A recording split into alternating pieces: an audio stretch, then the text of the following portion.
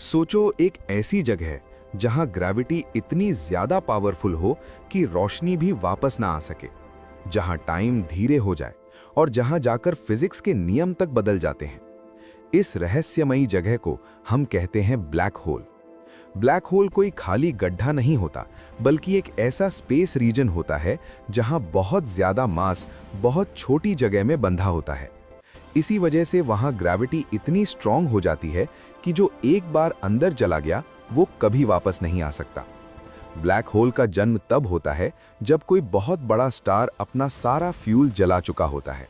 जब स्टार के अंदर न्यूक्लियर रिएक्शंस रुक जाते हैं, तब उसका अपना बोझ उसे अंदर की तरफ दबा देता है।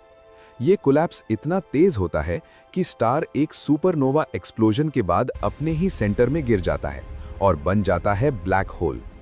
इस ब्लैक होल के बाहर एक इमेजिनरी बाउंड्री होती है जिसे इवेंट होराइजन कहते हैं।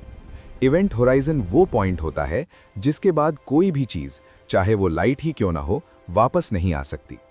अगर कोई एस्ट्रोनॉट धीरे धीरे ब्लैक होल के करीब जाए तो बाहर से देखने वाले को लगेगा कि एस्ट्रोनॉट धीरे धीरे स्लो हो रहा है।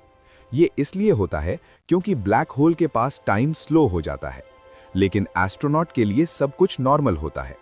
जैसे ही एस्ट्रोनॉट इवेंट होराइजन के करीब पहुंचता है, उसका शरीर ग्रेविटी के अलग अलग लेवल्स की वजह से खिंचना शुरू हो जाता है।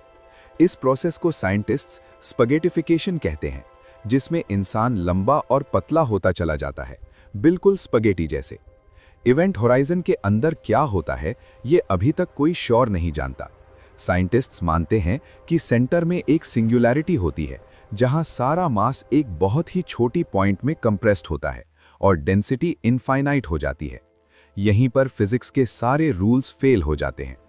कुछ थ्योरीज कहती हैं कि ब्लैक होल के अंदर जाकर हम किसी और यूनिवर्स में पहुंच सकते हैं। कुछ कहती हैं कि वहां से व्हाइट होल निकलता है जो ब्लैक होल का ऑपोजिट होता है, मतलब जो चीज अंदर जाती है वो कहीं और बाहर निकलती है। एक कॉमन सवाल ये भी है कि क्या ब्लैक होल हमारी पृथ्वी को निगल सकता है? इसका जवाब है नहीं। हमारी गैलेक्सी के सेंटर में एक सुपर मैसिव ब्लैक होल जरूर है, लेकिन वो बहुत दूर है और अर्थ पर उसका कोई डायरेक्ट खतरा नहीं है।